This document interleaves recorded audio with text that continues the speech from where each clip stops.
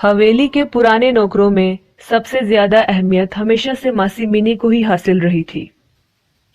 मासी मिनी सुर्खो सफेद रंगत और खूबसूरत नैन नक्श की हामिल औरत थी और मासी मिनी को अपने आप पर बड़ा गरूर था।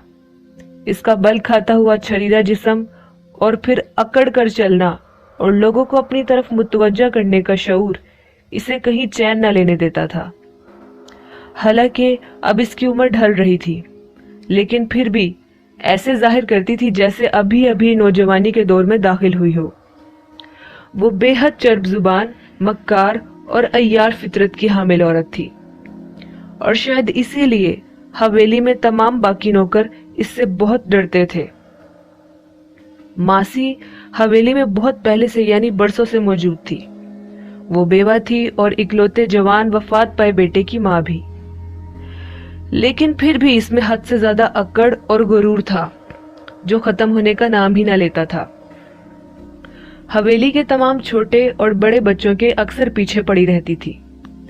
अगर जवाब में हम बच्चे से कुछ कह देते तो बस फिर मासी अपना शिकायतनामा लेकर हवेली के करता धरता बड़ों के आगे जाकर खड़ी हो जाती और फिर हम सबकी ऐसी शामत आती और ऐसी छितरोल होती कि बस मासी मिनी के नाम पर एक लंबा सबक सुनने को मिलता था कि वो बेचारी दुखी औरत हवेली की पुरानी नमक हलाल, पुरानी खिदमतगार वगैरह वगैरह। लेकिन इसके खिलाफ शिकायत की सूरत में हम मुंह से एक लफ्ज भी नहीं निकालते थे। इस वजह से हमारे सारे बड़े जज्बात में आकर हम सबकी खूब शामत लगाते थे और आखिर में ये कहते कि मासी मिनी, तुम बच्चों पर अगर गुस्सा करती है तो सिर्फ ऊपरी गुस्सा करती है, वरना वो तुम लोगों से बड़ा प्यार करती है। तुम लोग मासी मिनी की इज्जत करना सीखो, देखो इसने क्या कुछ खोया है वगैरह वगैरह। खैर, इज्जत तो हम सब मासी मिनी की करते ही थे, लेकिन शायद इसको इज्जत रास नहीं आती थी और वो शायद कोई मौका हमें डांट फटकार पड़वाने का जाया करती थी। मासी ने अगर बहुत कुछ खोया था तो क्या इसमें हमारा कसूर था? मासी का अपना बेटा, जो कि कुछ अरसा पहले ही हवेली के पास हमारी जमीन के एक झगड़े में कत्ल हो गया था, उसकी जवान मौत पर हमारी हवेली में बड़े दिनों तक मातम रहा था। मासी का ये दुख बहुत बड़ा था, लेकिन मासी तो न जाने कैसी औरत थी। उसे तो जैसे इन सब बातों और जो दुख उसे मिले थे उससे शायद कोई खास फर्क पड़ा ही नहीं था। वो तो और ज्यादा हम तमाम कजन से खार खाने लगी थी और बड़ों पर भी न जाने कैसी जादू की पट्टी चढ़ाई थी कि सब मासी का ही दम भरते रहते थे। कुछ दिनों से हम सब कजन्स ने इस बात को काफी नोटिस किया था कि मासी की बड़ी अजीबोगरीब हरकतें सामने आ रही हैं। इसके अलावा हम सब ने गौर किया था कि वो कुछ दिनों से कुछ अलग अलग और खोई खोई सी रहने लगी थी। तो हम सब कजन्स ने मिलकर फैसला किया कि मासी की इन तमाम सरगर्मियों की खुफिया जासूसी शुरू की जाए। इस बात के लिए हम सब राजी थे। अब हम सब मुख्तलिफ तरीके से इसकी निगरानी करने लगे थे। हमें सिर्फ इस बात का खास ख्याल रखना था कि किसी बड़े को और मासी को और घर के बाकी नौकरों को हमारे मंसूबे की बिल्कुल भी भनक न लगे, वरना बड़ी मुश्किल हो सकती थी। बहरहाल, हम सब कजन्स ने जो जासूसी करनी थी उसके लिए हमारी यंग पार्टी में 4 लोग थे, जबकि छोटे बच्चों में तकरीबन 3 शामिल थे। हम सब भी बड़े चालाक थे, मासी की ऐसी निगरानी कर रहे थे कि इस मक्कार को कुछ मालूम ही न पड़ा। मासी की कुछ सरगर्मियां जो बड़े जोशो खरोश से जारी थीं, वो कुछ यूं थीं। अक्सर मगरिब के वक्त सहन, जो कि सहन कम और खंडर ज्यादा था, वहां पर पुराने बरगद के दरख्त के नीचे वो बैठकर मोटे धागे में बल देकर इसमें गिरह लगाती थी। इसी तरह मोटे धागे में बहुत सी गिरह डालकर इसको दरख्त के गिरधार की तरह लटका देती थी। कभी इसी दरख्त की जड़ में ताज़ा हल्का गर्म दूध, जिसका रंग कुछ ज्यादा ही पीला पीला सा होता था, वो दूध बरगद की जड़ में बहा देती थी और कभी दरख्त की जड़ की मिट्टी में छोटे गहरे बर्तन में नमक भर देती थी, जिसके अंदर तावीज रखकर दबा देती थी। एक दिन मेरी कजन रुबाता ने हमारी खुफिया यंग पार्टी को बताया कि मासी दोबारा अकबी खंडर नुमा सहन में गई है, जबकि वो गर्मियों के दिन थे और शदीद गर्मी पड़ रही थी और सब बड़े आराम फरमा रहे थे और अपनी नेक बीबी यानी मासी के कारनामों से अनजान थे कि वो क्या गुल खिला रही है। न जाने इसे हम हवेली वालों से कैसी दुश्मनी थी। इस बात को हमने बहुत बार सोचा था, लेकिन जवाब तलाश न कर सके थे। हमारी हवेली बहुत पुरानी और खूबसूरत थी।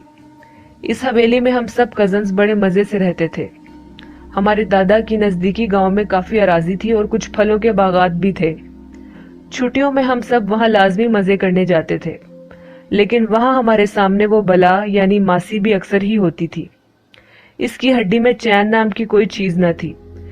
उसी नजदीकी गांव में हमारे दादा का एक वाकिफकार होता था, जिसका नाम शायद रहीम दीन था। वो एक गरीब किसान था। उसका एक बेटा अशरफ दीन था। उसने बंदर पाला हुआ था। जब इसका बाप मरा तो अशरफ दीन उर्फ शरफू ने गुर्बत के हाथों मजबूर होकर इस बंदर का गांव में और कभी शहर में आकर तमाशा दिखाना शुरू कर दिया। वो हर जुमा को हमारी हवेली में अपने बंदर को और अपने सामान की पोटली को रखकर जाता और फिर जुम्मा पढ़ के वापस आता और अपनी पोटली और बंदर ले जाता था। वो बहुत गरीब था और उसके कई बच्चे थे। वो जब भी जुम्मा को हवेली आता अक्सर हमारी जिद पर हमें बंदर का तमाशा जरूर दिखाता। फिर बदले में हवेली से इसे राशन पानी मिल जाता था। शरफू जैसे ही अपने बंदर को अंदर लाता, मासी मिनी शरफू के पीछे हाथ धोकर पड़ जाती थी। ओए शरफू, अपने इस गंदे बंदे बंदर को यहाँ नहीं लाया कर, बल्कि वो सामने नुक्कर में बांध दिया कर। शरफू चाचा बेचारा बेचारगी से अपने बंदर की रस्सी पकड़ते और जहाँ मासी कहती वहीं पर बांध देते। एक बात बता दूं कि शरफू चाचा का बड़ा बंदर कुछ दिनों पहले अचानक मर गया था और अब वो अपने छोटे बंदर से तमाशा दिखाने का काम करते थे। एक दिन जुमा के रोज शरफू चाचा आए और अपने छोटे बंदर को बांधकर चले गए। मासी अंदर से बरामद हुई। इसके हाथ में सिलाई का डब्बा था। वो बंदर के पास बैठी पता नहीं इस बंदर का शायद नाप ले रही थी। हमारी बड़ी हंसी निकल रही थी इसकी ये अजीब सी हरकत देखकर, क्योंकि वो बंदर को कुछ खिलाकर इसकी लंबी दुम पर हाथ फेरती जाती थी। मासी, तुझे आज बड़ा प्यार आ रहा है इस गंदे बंदर पर। बता ना मासी, क्या हुआ है? ये साफ हो गया क्या? छोटे शयान ने शरारती अंदाज में मासी को तंग करते हुए कहा। बाकी हम सब भी पीछे खड़े हंस रहे थे। मासी को तो जैसे आग लग गई और बोली, दफा हो जाओ तुम सब यहाँ से, हर वक्त मुझे तंग करते रहते हो। मेरे सर के ऊपर नाचने का बड़ा शौक है ना तुम लोगों को।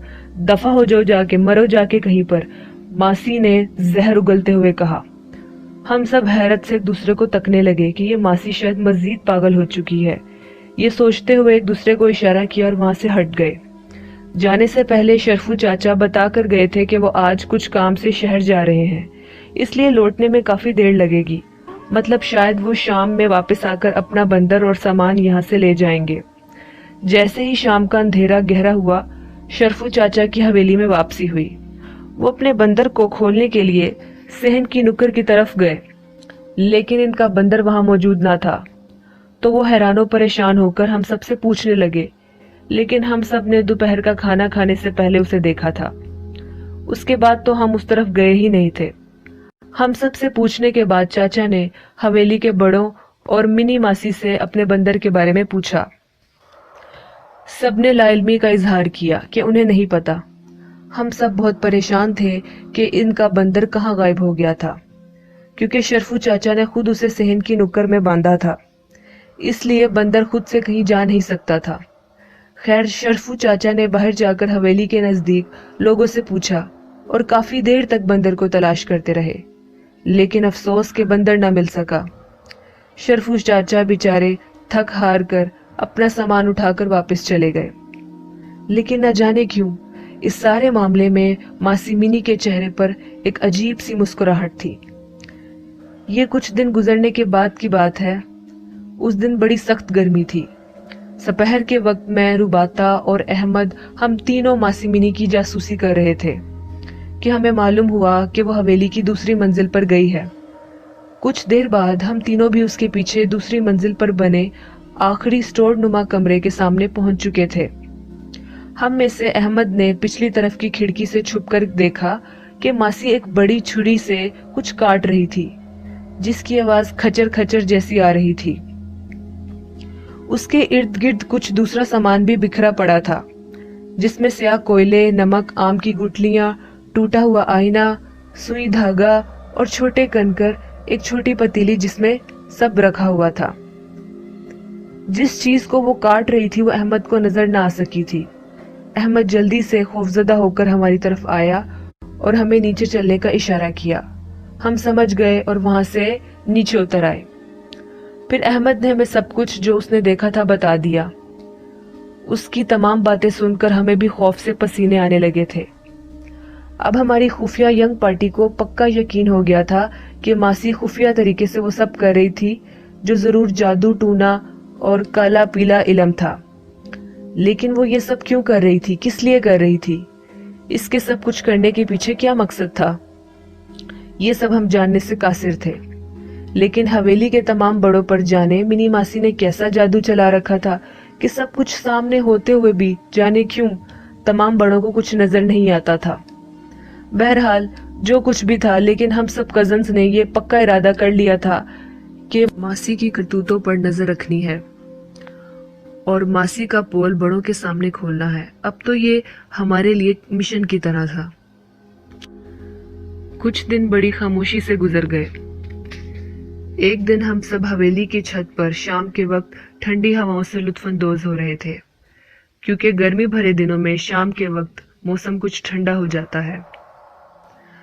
अचानक ही रुबाता और शहनी ने जोर से चिल्लाकर हम सबको छत की दीवार की तरफ इशारे से बुलाया। वो दोनों छत की जिस दीवार से लटक कर नीचे की तरफ देख रही थी, उस दीवार के साथ अकबी सहन की दीवार मिली हुई थी, और ये अकबी सहन वही सहन था जो कि खंडर की तरह था। वहां से बिल्कुल साफ नजर आता था। हम सब ने भी छत की दीवार से झांक कर नीचे देखा तो हमारी आंखें फटी की फटी रह गईं, क्योंकि इस खंडर ज़दा सहन में एक पुराना टूटा फूटा सा तंदूर होता था। वो बहुत अरसे पहले से खराब हो चुका था। इस पुराने तंदूर के अंदर शरफू चाचा का बंदर मुर्दा हालत में मरा पड़ा था। फिर बाद में हम सब ने नीचे आकर जब करीब से देखा तो हम सब चकरा कर रह गए, क्योंकि इस बंदर की दुम किसी ने बेरहमी से काटी हुई थी। जब हवेली के बड़ों को इस बात का पता चला तो वो भी बेहद हैरान हुए, और फिर शरफू चाचा को किसी तरह इत्तला की गई। दूसरे दिन शरफू चाचा आए और अपने बंदर की दुम कटी लाश ले गए। वो बहुत रोए अपने बंदर की ऐसी दर्दनाक मौत पर। गर्मी भरे दिन थे। एक दिन हमें दूसरी मंजिल के आखिरी कमरे में छुपकर छापा मारना था कि आखिर वहां मासी मिनी क्या करने जाती है। इस बात का अच्छी तरह इत्मीनान करने के बाद कि मासी मिनी नीचे के कमरे में सोई पड़ी है, हम दबे कदमों से ऊपर की मंजिल की तरफ आए और आखिरी कमरे के करीब पहुंचे। उस वक्त मैं, रुबाता, समर और शहनी इस तरफ खुफिया कार्रवाई करने आए थे। उस कमरे की पिछली तरफ जो बड़ी सी खिड़की थी, उस खिड़की से बारी बारी कूदकर हमें अंदर जाकर मासी के काले कारनामों का जायजा लेना था, क्योंकि कमरे के दरवाजे पर ताला पड़ा हुआ था। शहनी ने कमरे के सामने की तरफ रहकर पहरेदारी की जिम्मेदारी संभाल ली और बाकी हम तीनों कमरे के अंदर कूद गए। वो कमरा चूंकि स्टोर के तौर पर इस्तेमाल होता था, इसलिए इसमें 2-3 संदूक और बाकी फालतू सामान पड़ा था। बाहर से रोशनी ना आने के बराबर थी, इसलिए हम अपने साथ टॉर्च भी लाए थे। समर ने टॉर्च की रोशनी कमरे में इधर उधर मारना शुरू की। जैसे ही रोशनी कमरे के दरमियान में पड़ी तो हमारी जुबान दांतों तले आ गई। जानवरों की कुछ हड्डियों के साथ जानवरों की गलाजतें भी पड़ी थी। इस जानवर की गलाजत के ढेर के अंदर अध जली अगरबत्ती भी दबी हुई थी। एक अजीब सी गंदगी, बदबू का एहसास पूरे कमरे की फिजा में फैला हुआ था। हैरत तो इस बात की थी कि कमरे के अंदर जब हम कूदे थे तब हमें ऐसी कोई बदबू महसूस नहीं हुई थी। इस गंदे ढेर के कुछ आगे टॉर्च मारी तो देखा एक गोल दायरे की सूरत में छोटे छोटे कंकर रखे हुए थे और साथ ही एक पीतल का बर्तन भी पड़ा था जिसके मुंह पर ढक्कन मौजूद था और सुर्ख रंग का कपड़ा इस पर पड़ा हुआ था। समर मुझसे बोला, मानो इस ढक्कन को उठाकर देखना चाहिए। मैंने कहा हाँ, उठाकर देख लो, लेकिन समर, इसमें ऐसी कोई अजीब चीज जरूर होगी, तुम हाथ से ढक्कन को मत हटाना। मैंने इधर उधर देखा, रुबाता ने पास पड़ा हुआ टूटा हुआ हैंगर मुझे पकड़ाया। गर्मी से हमारा बुरा हाल था।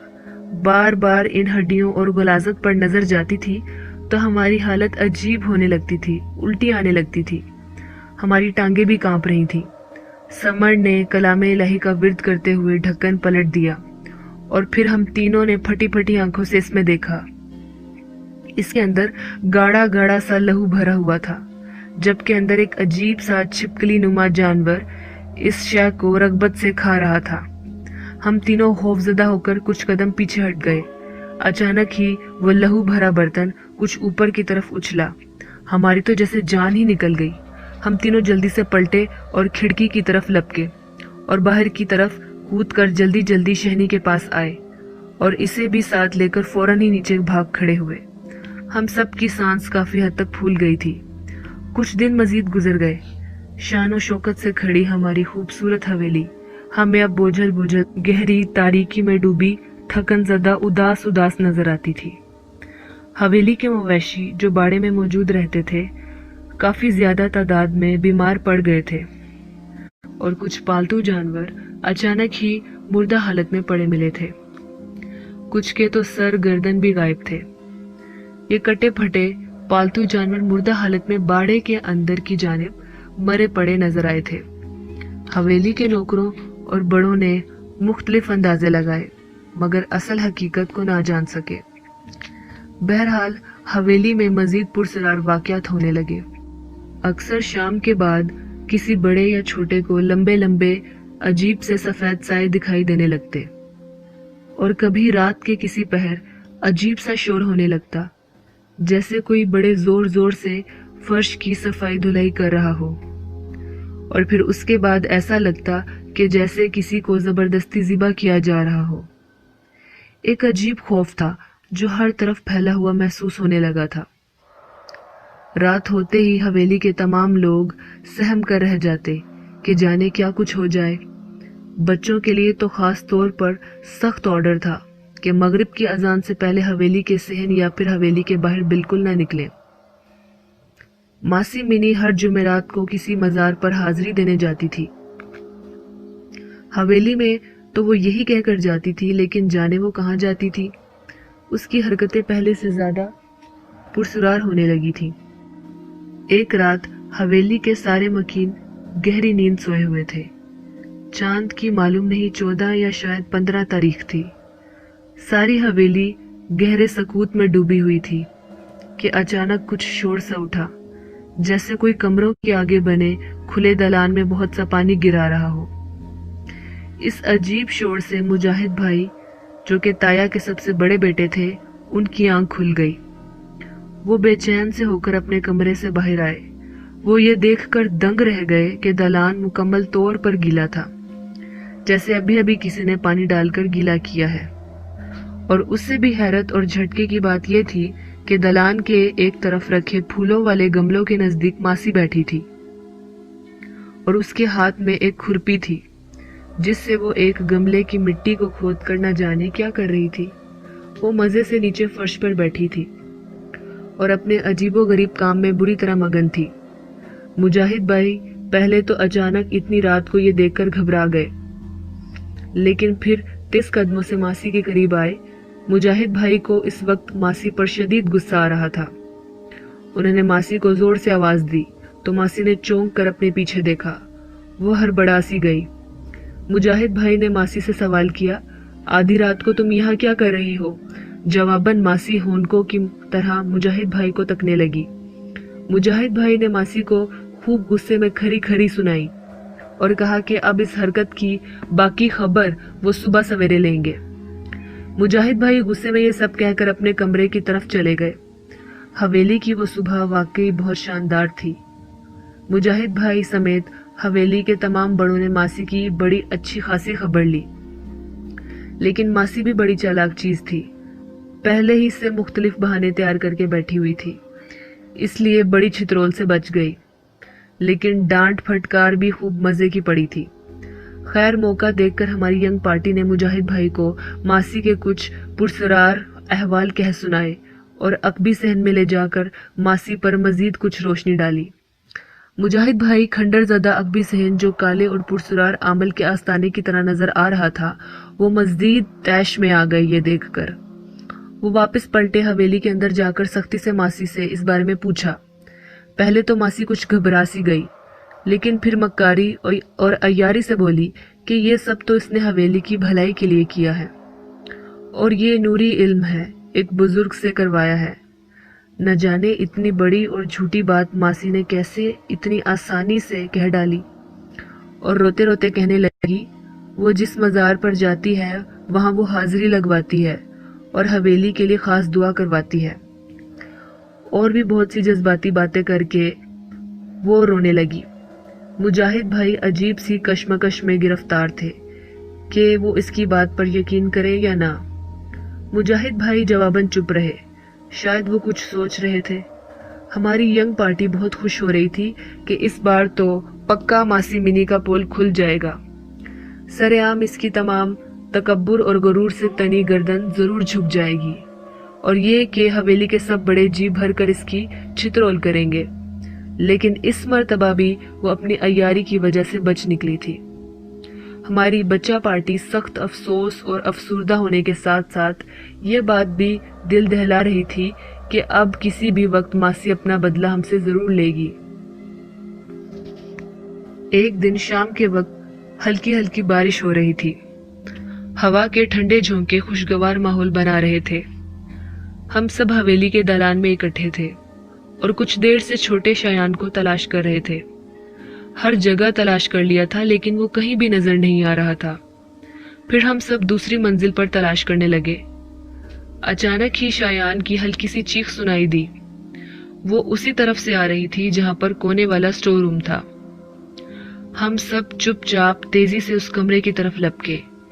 احمد نے آگے ہو کر دروازہ دھیرے سے تھوڑا سا کھولا۔ کمرے کے باہر تالا نہیں تھا۔ شایان کو ماسی نے سختی سے پکڑا ہوا تھا اور گھسیٹ کر ایک طرف کرسی پر بٹھانے کی کوشش میں لگی ہوئی تھی۔ احمد نے جھٹ اندر گھس کر شایان کو پکڑا، کھلے دروازے کی طرف کیا اور باہر نکلا۔ رباتا اور میں نے لپک کر شایان کو پکڑ لیا تھا، جبکہ ماسی آنن فانن ہماری مداخلت سے پاگل سی ہو گئی تھی۔ وہ بھپرے ہوئے شیر کی طرح احمد کی طرف لپکی۔ ماسی کے بال کھلے ہوئے تھے، جبکہ چہرہ کافی بھیانک اور سیاہ معلوم ہو رہا تھا۔ ماسی جیسے ہی احمد کو پکڑنے کے لیے آگے آئی کہ اچانک اس کا پیر کسی چیز سے الجھ گیا۔ بس اس موقع سے فائدہ اٹھا کر احمد نے ماسی کو زوردار دھکا دیا اور جلدی سے باہر آ کر دروازے کی کنڈی لگا دی، اور پھر کنڈی میں پڑا ہوا تالا بھی لگا دیا، جبکہ اندر سے بڑی بھیانک اور زوردار آواز آئی تھی۔ ماسی شاید وہاں پڑی مٹی کی 2 ہانڈیوں پر جا گری تھی، جس پر شاید وہ کوئی بھیانک عمل کر رہی تھی۔ جب احمد اندر تھا تو ہم سب باہر کھڑے خوف سے کانپ رہے تھے۔ شایان ڈر اور خوف سے رو رہا تھا۔ ہم سب وہاں سے شایان کو لے کر ایسے بھاگے جیسے ماسی کسی آدم خور کی طرح دروازہ توڑ کر ہم سب کا خون پی لے گی، لیکن دروازے کی کنڈی میں تالا مضبوطی سے قائم تھا۔ ہم میں سے نیچے آ کر کسی نے بھی کسی بڑے کو کچھ نہیں بتایا، کیونکہ ہم سب خوف زدہ تھے۔ اس وقت ہم میں سے کوئی بھی کچھ بولنے اور کہنے کی ہمت نہیں رکھتا تھا، بلکہ سب خاموشی سے بالکل چپ چاپ بیٹھے کانپ رہے تھے۔ شاید اس وقت ہم نے خاموشی اختیار کر کے ٹھیک ہی کیا تھا۔ ساری رات ہم سب کو ڈر کے مارے نیند نہ آئی کہ اگر ہماری یہ حرکت کسی بڑے کے علم میں آ گئی تو ہماری خیر نہ ہوگی۔ ماسی مینی کو ہم اس کمرے میں بند تو کرائے تھے، لیکن اب خوف سے ہم تھر تھر کانپ رہے تھے کہ جانے جب وہ باہر آئے گی تو ہم سب کا کیا حشر کرے گی اور ہمارے بڑوں سے بھی کروائے گی۔ لیکن حیرت کی بات یہ تھی کہ شام سے ماسی دوسری منزل کے سٹور والے کمرے میں بند تھی، اور اب رات ہونے کو تھی، تو اس وقت سے ایک مرتبہ بھی دروازہ بجانے یا شور مچانے کی آوازیں نہیں آئی تھی۔ ہم تو سمجھ رہے تھے کہ آواز اب آئی کہ تب آئی، لیکن ماسی منی اور شور نہ مچائے یہ ناممکن تھا۔ لیکن ہم سب نے اندازہ لگایا کہ وہ یا تو بے ہوش ہو گئی ہوگی یا تو کچھ اور ہوا ہوگا، جس بات کا ہمیں علم نہیں ہے۔ چونکہ ماسی منی سرے شام ہی سونے کی عادی تھی، اس لیے کسی بڑے نے ماسی کی غیر موجودگی پر خاص دھیان نہ دیا۔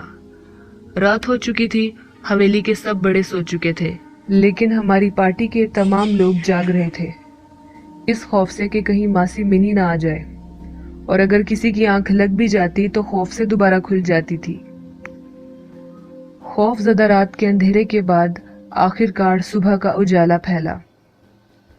چونکہ صبح سویرے ماسی منی کچن میں دیگر نوکروں پر حکم چلاتی یا پھر دالان میں بیٹھی ملتی، آج چونکہ ماسی کسی بھی جگہ موجود نہ تھی، اس لیے ماسی کی غیر موجودگی ظاہر ہو گئی۔ اتنی دیر گزر جانے کے بعد ماسی منی کا کوئی اتا پتہ نہیں تھا۔ حویلی کے سب بڑے کھٹک گئے۔ خیر، سب نے مل کر ماسی منی کی تلاش شروع کر دی۔ ہماری خفیہ پارٹی نے بھی یہی ظاہر کیا تھا کہ ہمیں تو کچھ معلوم ہی نہیں۔ سارے لوگ ارد گرد پھیل کر حویلی اور حویلی کے باہر بڑی شد و مت سے ماسی منی کی تلاش میں مصروف ہو گئے تھے کہ اچانک ہی دوسری منزل سے شور اٹھا، ماسی منی مل گئی۔ بس یہ سننا تھا کہ ہماری پارٹی کے رنگ اڑ گئے، دل اچھل کر حلق میں آ گیا تھا۔ لیکن پھر اچانک ہی حویلی میں پھیلا شور تھم گیا۔ اوپر والے پورشن سے ماسی منی کی بدحال لاش لائی جا رہی تھی۔ ہم سب کی سانسیں، جو معلوم نہیں کتنی دیر سے رکی ہوئی تھیں، ایک دم بحال ہونے لگی۔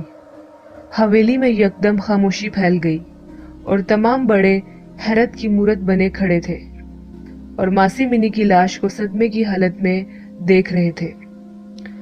ماسی کی لاش کچھ عجیب سی حالت میں تھی، بال بکھرے ہوئے، چہرہ سیاہ، ہونٹوں پر لہو جمع ہوا، جبکہ مٹھیوں میں کئی تعویذ موجود تھے۔ اس کی لاش سے عجیب سی بدبو اٹھ رہی تھی۔ اس کی لاش سب بڑوں پر بہت سے چھپے بھید عیاں کر رہی تھی۔ کچھ دیر بعد اوپری زینے سے مجاہد بھائی، چچا وجاہت اور بڑے ابو اتر کر نیچے آ رہے تھے۔ ان تینوں نے شاید دوسری منزل کے سٹور والے کمرے میں ماسی منی کے ناقابل برداشت کالے کارنامے اپنی آنکھوں سے دیکھ لیے تھے، لہٰذا منظر واضح طور پر چیخ چیخ کر بتا رہا تھا کہ دیکھو، کالے جادو کا انجام یہ ہوتا ہے۔ ہر شخص کی آنکھیں بے یقینی سے پھیل گئی تھی۔ ماسی منی کی ریاکاری اور مکاری سب کے سامنے کھل چکی تھی۔ اگر وہ زندہ حالت میں ہوتی تو شاید منظر کچھ اور ہی ہوتا۔ سب بڑوں کی آنکھوں میں ماسی منی کے لیے اب نفرت ہی نفرت تھی، جو کہ حد سے زیادہ نظر آ رہی تھی۔ خیر، وقت پھر آہستہ آہستہ گزرنے لگا۔ حویلی پر چھائے اندھیرے بادل چھٹ چکے تھے۔ بوجھل اور اداس حویلی میں دوبارہ خوشیاں نظر آ رہی تھیں۔ ماسی منی کا کالا اور منحوس عمل اس پر ہی پلٹ گیا تھا۔ وہ ایسی زہریلی ناگن ہوگی کسی نے سوچا بھی نہ تھا، لیکن ایک خاص بات تھی جو کہ حویلی کے ہر بڑے نے اکثر سوچی تھی کہ ماسی منی کے سٹور روم والے کمرے کے باہر تالا کس نے لگایا تھا۔ یہ وہ سوال ہے جس کا جواب آج تک کسی کو نہیں مل پایا، بلکہ یہ راز ابھی تک برقرار ہے۔ سو لسنرز، کیسی لگی آپ کو اس پرسرار ماسی کی کہانی؟ امید ہے آپ سب کو ضرور پسند آئے گی، اور اگر آپ لوگ اس طرح کی مزید کہانیاں سننا چاہتے ہیں تو کائنڈلی میرے چینل کو سبسکرائب کریں، لائک کریں اور اس ویڈیو کو زیادہ سے زیادہ شیئر کریں۔ شکریہ۔